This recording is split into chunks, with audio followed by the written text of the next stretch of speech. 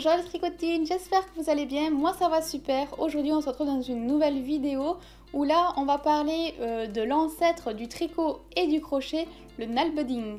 Alors je suis désolée pour la prononciation, d'après mes recherches ça se dit comme ça, le nalbedding.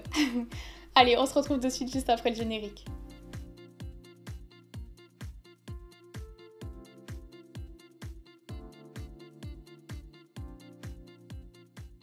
Le nalbedding en danois signifie en français lié avec une aiguille. Alors c'est une technique de création de textile, ancêtre du tricot mais aussi du crochet. Donc il précède de 1000 ans le tricot et de 1500 ans le crochet, donc l'air de rien c'est énorme franchement. Enfin, 1500 ans le crochet, donc en gros entre le crochet et le tricot il y a 500 ans déjà d'écart, de différence. Donc on voit bien que le tricot était bien plus vieux que le crochet.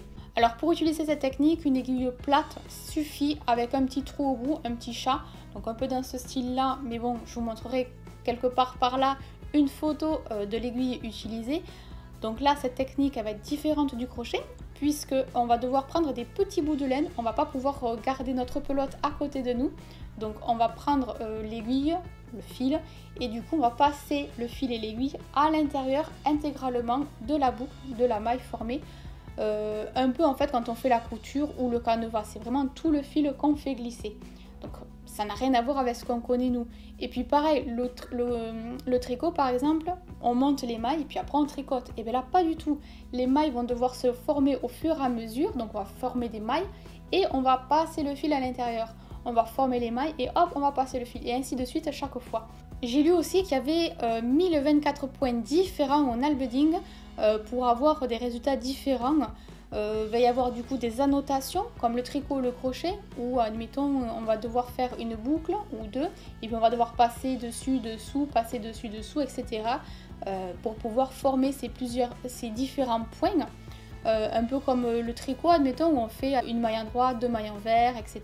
Ou deux mailles endroit, deux mailles envers, on enchaîne avec ça.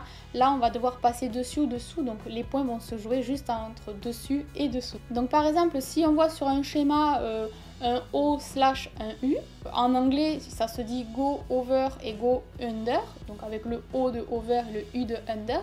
Donc si on voit un O slash et un U, on va devoir tricoter, on va devoir nalbeddingiser, je sais pas honnêtement comment on dit.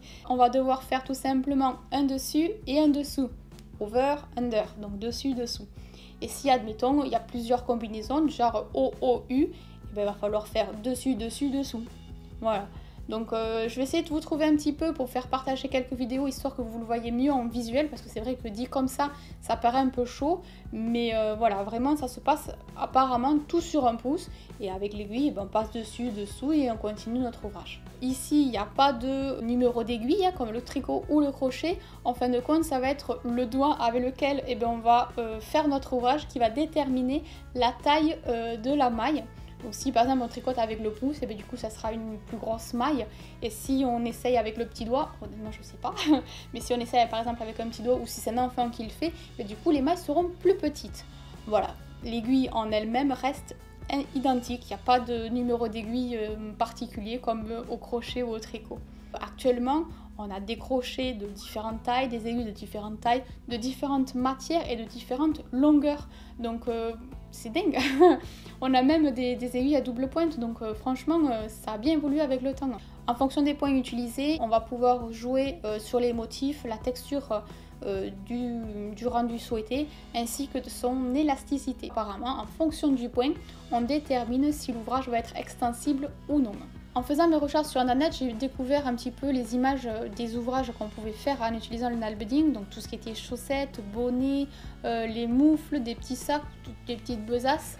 Voilà, je suis sûre qu'on peut faire d'autres choses avec, mais cette technique-là, en fait, j'aurais pas fait mes recherches, je n'aurais jamais connu. Je sais pas si vous, de votre côté, vous en avez déjà entendu parler. Moi, honnêtement, pas du tout. Quand je tape pelote de laine ouvrage en laine ou quoi que ce soit, c'est tout ce qui est crochet ou au tricot. Mais cette technique nalbedding, franchement, j'en avais jamais entendu parler jusqu'à aujourd'hui. Que ça concerne la laine, le tricot, le crochet, donc voilà, je voulais partager tout ça avec vous. Et voilà, la vidéo est à présent terminée, j'espère qu'elle vous aura plu. Si c'est le cas, n'hésitez pas à mettre le petit pouce vers le haut pour le soutien. Je vous remercie d'avance. Et sur ce, je vous laisse. Vous pouvez également me suivre sur les réseaux sociaux, Facebook, Instagram et Snapchat. Sur ce, je vous souhaite une très bonne journée et à très vite dans une prochaine vidéo. Bye bye! D'accord? Donc on va prendre le fil côté pelote. Voilà, très bien. Tu vas l'attraper avec ta main droite. Très bien. On va faire glisser donc la première maille par-dessus la main. Ah oui, mais moi, elle passe pas.